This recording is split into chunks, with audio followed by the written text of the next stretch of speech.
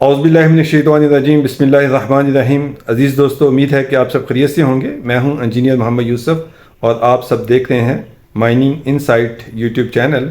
आज हम अपने एक बहुत अच्छे दोस्त का इंटरव्यू करेंगे जो माइनिंग में काम करते हैं, माइनिंग के मटेरियल को इस्तेमाल करते हैं। इस्लामिक इंडस्ट्री से इनका ताल्लुक़ है और R&D के ये मास्टर हैं मुख्तलिफ़ प्रोडक्ट पे। अल्हम्दुलिल्लाह और मैं ये समझता हूँ कि हर इंडस्ट्री को अपना एक R&D का विंग मस्ट बनाना चाहिए कि आप एक बिज़नेस कर रहे हैं, उसके साथ साथ आपने पैरेलल R&D करनी चाहिए कि अगला प्रोडक्ट हम क्या लॉन्च करें या इस प्रोडक्ट में क्या बेहतरी लेकर आएँ।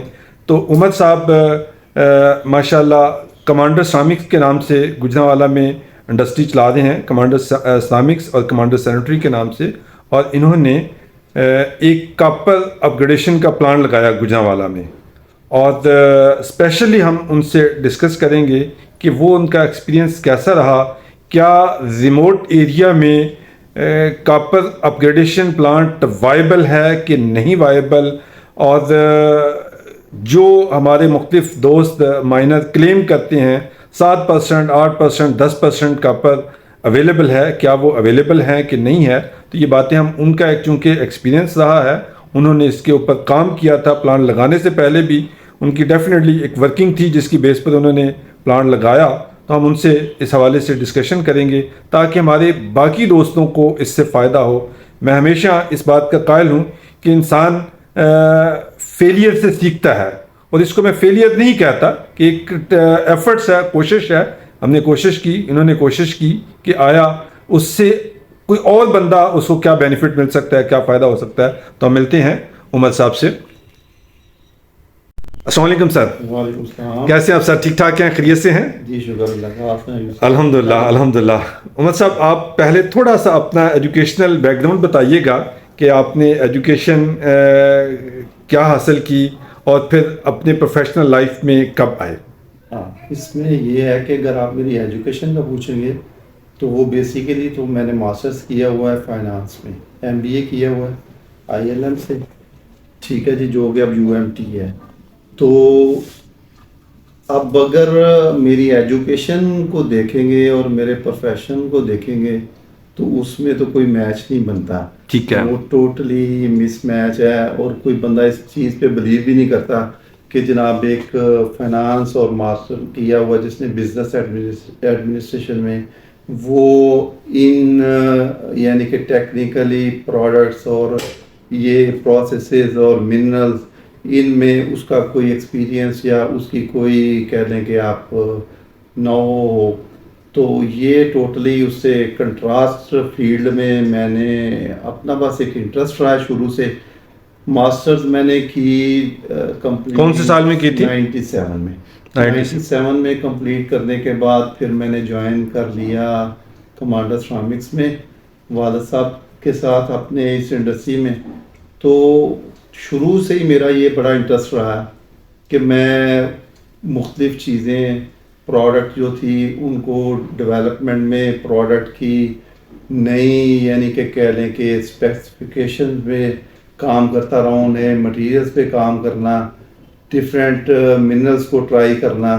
तो उसमें बड़े तजर्बे किए, बड़ी चीज़ें बनी, बड़ी चीज़ें फिर ख़राब हुई। उसी डेवलपमेंट में मैंने बड़ी लर्निंग भी की और बहुत से प्रोडक्ट्स फिर नए डेवलप भी किए कि जो कि उस टाइम इंडस्ट्री में यहाँ पे पाकिस्तान में यूज़ भी नहीं हो रहे थे और ना ही प्रोड्यूस हो रहे थे।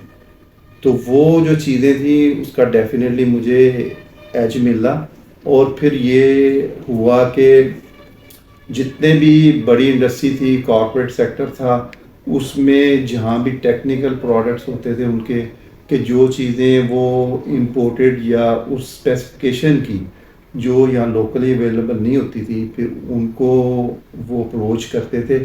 और मैंने हमेशा किसी ने भी कहा कि जी ये प्रोडक्ट बनानी है तो मैंने उसको कभी चैलेंज के तौर पे ही लिया और उसको ये नहीं कहा कि जी ये चीज़ नहीं हो सकती।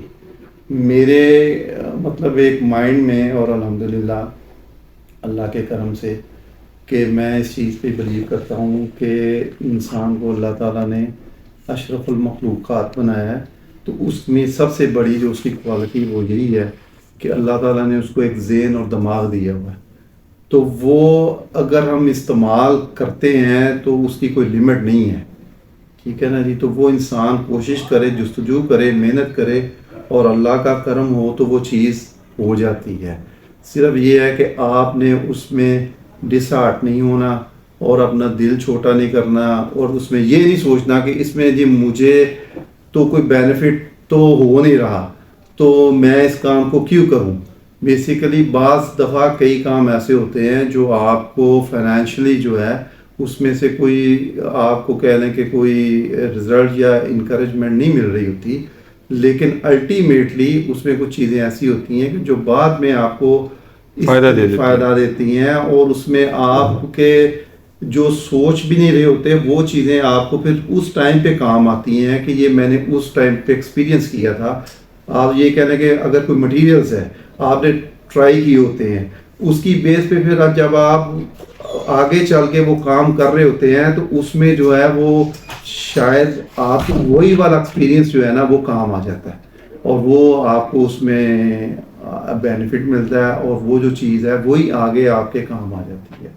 अच्छा उमर भाई, आपने मैं ख्याल है जॉब नहीं की, डायरेक्ट एजुकेशन के बाद अपनी ही इस बिजनेस को आपने ज्वाइन कर लिया? मैंने कोई जॉब नहीं की, अपने बिजनेस में ही मैं आया हूँ। और ये बिजनेस कब स्टार्ट किया था? ये बिजनेस हमने अबू ने जब हम लोग बाहर से वाल साहब आए थे 88 में तो 90 तक जो था ना हमने ये फैक्ट्री की जो ना वो कह लें कि कंस्ट्रक्शन वगैरह कंप्लीट करके इसको प्रोडक्शन में ले आए थे। नाज़रीन, आपको बताता चलूँ कि उमर साहब के वालिद साहब मेरे बॉस भी रहे हैं, मेरे उस्ताद हैं और he is also mining engineer.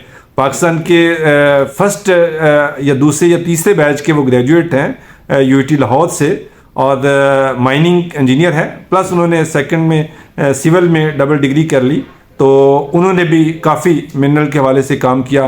Basically मेरे तो पहले उस्ताद वही हैं तो आज तक जो कुछ भी है मैंने उन्हीं से सीखा है और उनके सीखने के साथ साथ फिर अपना जो है वो R&D आपकी माशाल्लाह बहुत स्ट्रांग है। R&D मैं इसका बहुत कायल हूँ। अच्छा उमर भाई, इस आपकी इंडस्ट्री में कौन कौन सी मिनरल्स इस्तेमाल होती हैं जो आपकी करंट की सिरामिक्स में तो बेसिकली ये तो मिनरल्स जो है ना हमारे बेसिकली ये आप कह लें कि बॉक्साइटिक क्लेज ही हैं, ठीक है ना जी। जो उसमें कुछ एल्यूमिना क्लेज हैं, कुछ प्लास्टिक क्लेज हैं और मेजरली यही मटेरियल होते हैं क्योंकि इनके कम्बिनेशन से जो है ना वो फायर ब्रिक्स हैं या सैनिटरी वेयर है या इवन टाइल में भी यही चीज़ें वो चलती हैं। उसमें टाइल्स में थोड़ी सी ये है कि क्वार्ट्ज स्टोन्स आ जाते हैं या फेल्सपार आ जाता है, तो यही मिनरल्स हैं जो इन सिरामिक्स में मेजरली यूज़ होते हैं। ठीक है। अच्छा, अब हम आते हैं आपकी जो एक बहुत बड़ी R&D थी, उस पर आपने काम किया और मेरा ख्याल है आपके उस अमल से बहुत से लोगों को फ़ायदा हुआ। आपने कॉपर अपग्रेडेशन का प्लांट लगाया, वो आपका सर एक्सपीरियंस कैसा था और आपने गुजरांवाला में उसको प्लांट लगाने का जो डिसीजन था क्या वो दुरुस्त था या उससे क्या हम अपने आने वाले लोगों को मैसेज दे सकते हैं? नहीं, ये तो आपने वाकई सही बात है। वो मेरा एक बहुत बड़ा कह लें कि एक्सपीरियंस ऐसा था कि मैंने 100% नहीं 200% उस पर रिस्क लिया था।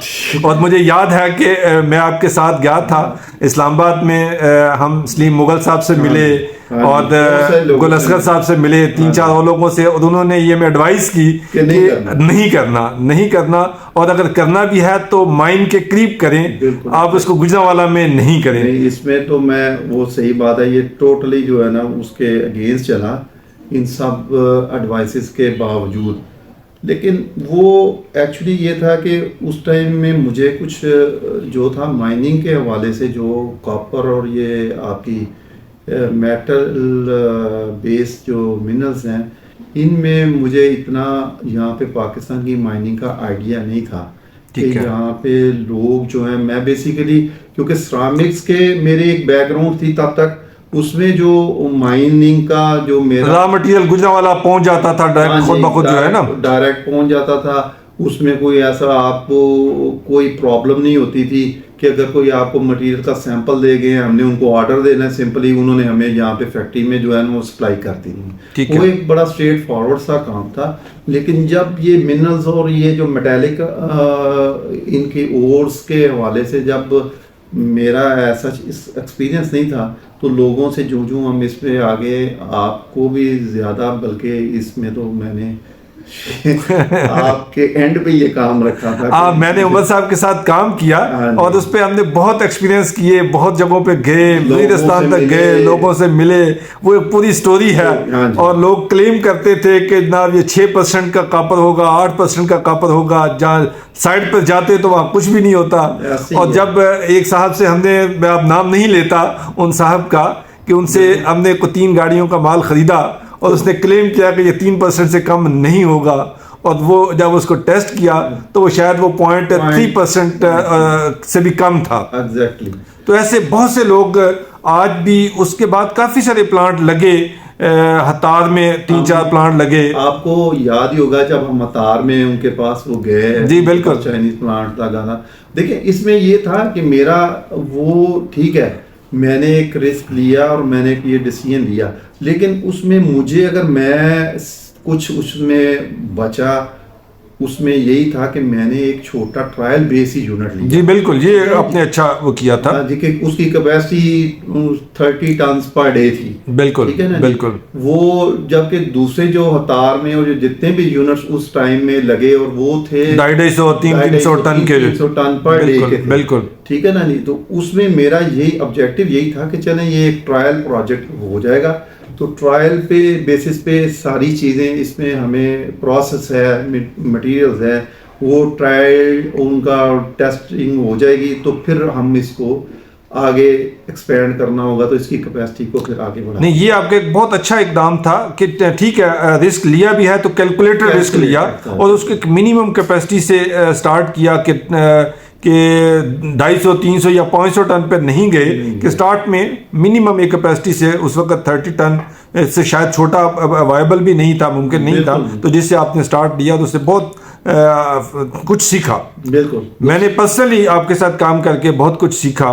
उसको हम कहाँ तक अपग्रेड, कंसंट्रेट के बाद भी शायद कुछ काम किया था आपने उसके ऊपर भी आप? एग्जैक्टली, उसमें जो था ना, हमने उसको, मतलब हमारा प्लान तो उसमें ये था कि हम ब्लिस्टर कॉपर जो है ना वो प्रोड्यूस करेंगे, उसमें फिर उसकी आगे जो है स्मेल्टिंग तक था।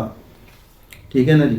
तो स्मेल्टिंग में भी बेसिकली उसमें मसला जो हमें बेसिकली वही था कि मटेरियल्स की, क्योंकि हमारी कंपोजिशन भी एक जैसी यूनिफॉर्मिटी नहीं थी। अब एक मिनरल एक देखें आ रहा था, वो हमने अगर एक सप्लायर से ले लिया, दूसरा बलूचिस्तान से आ गया, उसकी टोटल मिनरोलॉजी डिफरेंट होती है, कंपोजिशन डिफरेंट थी। वो जब इसमें हम वो पहले फ्लोटेशन करते थे, तो तब भी उसका सारी कंपोजिशन और सारी उसके जो डोजिंग मिनरल्स थी, वो हर एक को चेंज करके वो चलना वो पॉसिबल नहीं था। और जब फिर उसको करते थे, करने के बाद जब हमने उसका कंसंट्रेट बना दिया, कंसंट्रेट बनाने के बाद भी उसमें फिर जब हम उसकी ये कह लें कि स्मेल्टिंग के लिए उसकी जब हम प्रोसेस में करते थे, तो उसमें भी हमें ओर की वजह से जो थे ना, उसमें उसके वो रिजल्ट नहीं मिल पाते थे, क्योंकि वो उसकी स्मेल्टिंग के लिए भी हमें एक प्रॉपर कंपोजिशन चाहिए, जिसके साथ आगे जो हमारे दूसरे मटेरियल्स हैं जिनसे हमने स्मेल्टिंग करनी है, उसकी कंपोजिशन को एडजस्ट करके हम कोल है या उसमें आपका कैल्शियम लाइम डलता, लाइम है, वो सारी चीज़ें उनको एडजस्ट करके ही करना पड़ता है, जिसकी वजह से हम उसमें उस तरह कामयाब नहीं हुए थे। ठीक है, ठीक है ना। तो बेसिकली ये आपके साथ सेशन मैं समझता हूँ कि बहुत से लोगों के लिए मफीद होगा। अभी भी, आज भी मुझे पिछले हफ्ते एक दोस्त कह रहे थे कि यार हम कराची में कॉपर का प्लांट लगाना चाहते हैं, मुझे एक दोस्त कहता है जी कि हम इस्लामाबाद में लगाना चाहते हैं। तो मैं उनको बड़ा स्ट्रेट फॉरवर्ड कहता हूँ कि यार कॉपर के ऊपर प्लांट आपने लगाना है तो आप या तो माइन माउथ के ऊपर लगाएं, तो फिर इकोनॉमिकल है, वो चाहे 0.5% है तो तब भी इकोनॉमिकल है। लेकिन अगर आप उसको ट्रांसपोर्ट करके लेकर जाना है तो वो 3% से कम का वायबल नहीं है। ये बात आपके बाद भी मुझे भी इसी तरह बहुत, जैसे मैंने आपको भी ये एंटी मनी का बता रहा था ये जिन माइन ओनर ने मुझे बलूचिस्तान से ही ये भेजा था, कराची में वो हैं, उन्होंने, मेरे भाई ने भी यही कहा था कि उमर भैया आपका इतना एक्सपीरियंस है तो ये जो है ना वो आपको काम करना चाहिए, इसमें से आपको वो छोड़ के और इसको नहीं करना चाहिए, कंटिन्यू करना चाहिए। लेकिन मैं ये बार बार यही बात करता था कि अगर जिस चीज़ का बेस आपके पास मटेरियल ही नहीं है तो आप आगे क्या काम करेंगे। मतलब प्लांट लगा लेना या प्रोसेस लगा लेना वो कोई इतना बड़ा काम नहीं है। एग्रीड। ठीक है ना जी, क्योंकि आपको भी याद है कि चाइनीज हमारे पास रहे हैं, बिल्कुल, उन्होंने काम किया उनके साथ। और मेरे लिए तो मैं अगर समझता हूँ कि इस सारी एक्सरसाइज में, इस प्लांट के और सारे इस प्रोजेक्ट में जो अचीवमेंट थी ना, वो मेरे लिए सिर्फ उनके डॉक्यूमेंट्स थे जो उन्होंने मुझे दिए थे। वो क्या थे? वो एंड पे जो जाते हुए जब हम उनको सियाफ के याद थे तो उन्होंने यही कहा था कि हमने जो तुम्हारे साथ काम किया है वो उसके बाद इतना ही तुम्हारे लिए काफ़ी है कि तुम्हारे लिए हमारी ज़रूरत नहीं है। जबरदस्त, जबरदस्त। ठीक है ना जी, कि ये जो कुछ भी है तुमने हमारी ये काम से भी बढ़ के जो है ना। और मुझे याद है वो कई चीजों में फंस जाते थे, हाँ, उनसे वो चीज नहीं हल होती थी, मसला नहीं होता था, वो सर पकड़ के बैठे होते थे कि ये आप कैसे करें। हाँ। और आप उसके अंदर कोई ना कोई ऐसी वो R&D से चीज निकालते और वो से वो निकल आते थे जो है ना। तो उसमें ऑटोमेशन तक जिस तरह मैं ले गया था तो वो यही कहते थे कि इतने छोटे प्लांट में कभी इतनी ऑटोमेशन का हमने सोचा भी नहीं ना, हम करते हैं। तो हमारे तो क्योंकि वहाँ पे चाइनीज लेबर ही स्किल्ड होती है, वो लोग एक्सपीरियंस होते हैं, उनको पता है कि ये हमारा मिनरल आ रहा है, ये हमारी कंपोजिशन है, इसके साथ हमने ये केमिकल्स की डोजिंग करनी है और हमारा कंसंट्रेट बन जाना है। उनमें कोई किसी किस्म की उनकी सिंपल प्रोसेस, सिंपल उनकी मशीनरी होती है, उसी के अंदर वो सारा काम कर लेते हैं। हमारे ये भी प्रॉब्लम थी कि हमारे तो लेबर और कोई बंदा यहाँ पे आपको पता ही है, ट्रेंड तो कोई था ही नहीं। बिल्कुल, इस फील्ड में तो बिल्कुल लोग अनट्रेंड थे, अनस्किल्ड थे। बिल्कुल। तो उनको मैंने काफ़ी जगह पे यानी कि ये कह ले कि स्किप करने के लिए उनके लिए यही था कि मैं ऑटोमेशन पे जाता था। बिल्कुल, यार बिल्कुल। ये इनसे नहीं होना तो ये इसको ऑटोमाइज कर लिया जाए। तो उसको देखे फिर चाइनीज कहते थे कि ये काम तो जो है ना ये हमारे सोच और जो तुम करना चाह रहे हो ये उससे भी ऊपर है। एग्जैक्टली। तो मेरे लिए इस काम के अंदर वही एक जो थी ना, उनके रिमार्क्स जो थे वो बड़े मेरे लिए इनकरेजिंग और अचीवमेंट थी।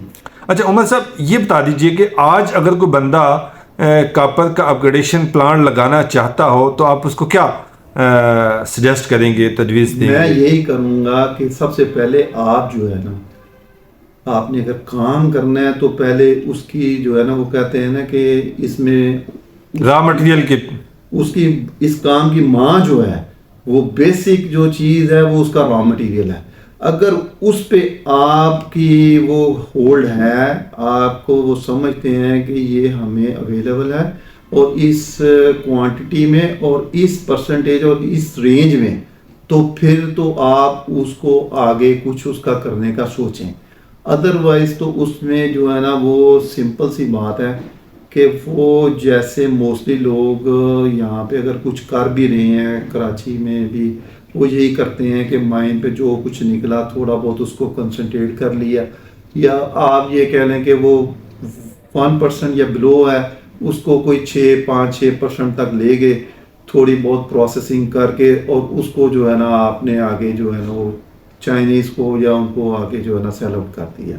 बिल्कुल। तो ये एक छोटा सा या सिंपल सा जो है ना, ये आप कह लें कि एक आप वैल्यू एडिशन उसमें करके या अपग्रेडेशन करके ये आप कर सकते हैं। अदरवाइज जो है वो टोटल आपके कि फ्रॉम मिनरल टू मेटल जो है उसके लिए तो आप जो है वो इस तरह पॉसिबल नहीं है जब तक आपके पास वो मिनरल की पूरी एक चेन और उसकी वो आपके पास एक सोर्स जो है उसकी अवेलेबिलिटी नहीं है, वो तो नहीं है। बिल्कुल ठीक। अच्छा उमर साहब, आपने कॉपर के अलावा भी किसी और मेटल पे भी R&D की? नहीं, कॉपर से पहले जो है ना बेसिकली जी, कॉपर से पहले तो मैं कॉपर पे ये कन्वर्ट ही हुआ इस वजह से कि मुझे ये मैंने असेस किया कि पहले आपने लेड पे की थी। कॉपर से इसलिए मैं कॉपर पे डाइवर्ट हुआ कि मैंने यही समझा कि कॉपर की अवेलेबिलिटी और माइंस जो हैं वो लेड से ज़्यादा मतलब बेहतर हैं और उनकी जो है ना वो सोर्सेज ज़्यादा हैं। ठीक है। लेड के जो थे वो काफ़ी लिमिटेड थे। लेड को ज़्यादा जो था वो बेसिकली तो मेजरली वो जो अच्छे सोर्स हैं वो बलूचिस्तान में ही थे। ठीक है। यहाँ पे हमारे नॉर्थ में जो थे अगर गिलगित साइड के और बिशाम और इस एरिया के वो है, लेकिन वो बात वही फिर आ जाती है कि वो सैंपल की हद तक ही था। उसमें आगे ये कहने कि आप कोई क्वांटिटी या वो कुछ नहीं मिल सकता। ठीक है। तो वो उसको इसलिए मैंने फिर लेड को जो है वो ड्रॉप आउट करके फिर कॉपर में चले गए। सही सही सही। तो वजह बेसिक इसमें रीज़न वही है कि आपकी सोर्सिंग जो है ना मटेरियल की वो पहले होनी चाहिए, सॉलिड होनी चाहिए। तो या तो माइन आपकी हो और माइन का आपके पास पूरा एक्सेस हो, तो फिर आप जो है ना उसके आगे फिर इसको प्लान आउट करें। बिल्कुल ठीक है, बिल्कुल ठीक है। अच्छा उमर भाई, इस वक्त फ्यूचर क्या आप देखते हैं, माइनिंग सेक्टर का फ्यूचर क्या है पाकिस्तान के अंदर? माइनिंग सेक्टर का फ्यूचर पाकिस्तान में तो मेरे हिसाब से जो स्कोप है उस हिसाब से तो हमने अभी तक किए ही कुछ नहीं है। लेकिन ये तो सारी चीज़ें ये तो दुनिया में बहुत आगे ये चीज़ें माइनिंग करके लोग वो उनकी प्रोसेसिंग करके एक्सपोर्ट करके इतना फॉरेन एक्सचेंज इसी से अपनी इकोनॉमीज़ को सपोर्ट कर रहे हैं। हम तो उन मिनरल्स को बस एक एक सैंपल पत्थर लेके बस फिर रहे हैं कि ये चीज़ हमारे पास माइंस हैं और ये मिनरल अवेलेबल है। आगे जो माइनिंग का सेक्टर है वो सारा ही टोटली हमारा बेसिकली वो ट्राइबल बेस्ड ही है। वहाँ पे ट्राइबल बेस्ड है ना, गवर्नमेंट का भी मैं समझता हूँ कंट्रोल या एक्सेस नहीं है। तो वो उस जगह पे जिस बंदे का जिस भी ट्राइबल का वो कंट्रोल है वो अपने हिसाब से बस उसको ओन करके वो रखा हुआ है उसने। और आगे कोई बंदा अगर कोई करना चाहे प्राइवेटली या इंडिपेंडेंटली तो उसके लिए तो पॉसिबल नहीं है, क्योंकि वो तो देखें आप अगर किसी ऐसी जगह पे इन्वेस्ट कर देते हैं जहाँ पे आपको ये पता नहीं है कि कल को ये चीज़ मेरे पास आनी भी है कि नहीं आनी, कल को किसी ने आपको यहाँ पे काम करने भी देना है कि नहीं देना, तो आप कैसे वहाँ पे इन्वेस्ट कर सकते हैं जब तक माइनिंग के अंदर इन चीज़ों को गवर्नमेंट एड्रेस नहीं किया जाएगा, जो है ना, किया जाएगा तो प्राइवेट सेक्टर कैसे आगे आके वहाँ पे इन्वेस्टमेंट करेगा और काम होगा। ये तो अब जिसके हाथ में जो कुछ थोड़ा बहुत है वो कुछ कार के तो वो कहता है जी कि माइनिंग, इस तरह तो माइनिंग नहीं होती है। सही। माइनिंग तो यही है ना, देखें आप एक अगर सोर्स को आइडेंटिफाई करते हैं तो वहाँ पूरी आपकी एक सप्लाई चेन डेवलप हो जाए, वहाँ पे आपका कैंप पूरी एक होनी चाहिए, वहाँ पे आपकी मशीनरी इक्विपमेंट कि वहाँ पे आपकी प्रोडक्शन लार्ज स्केल पे हो ना। पे ये 1 ट्रक 2 ट्रक 10 ट्रक 5 ट्रक ये तो इससे मैं नहीं समझता कि इंडस्ट्री नहीं चल सकती। आप उसको कैसे कॉस्ट इफेक्टिव बना सकते हैं, वो तो कॉस्ट इफेक्टिव ही नहीं रहती। तो अगर वो कॉस्ट इफेक्टिव नहीं है तो आगे इंडस्ट्री क्या लगेगी और क्या आगे उस पर प्रोसेसिंग या वो तो पॉसिबल नहीं। बहुत शुक्रिया उमर साहब, बहुत शुक्रिया, थैंक यू, थैंक यू। अस्सलाम वालेकुम।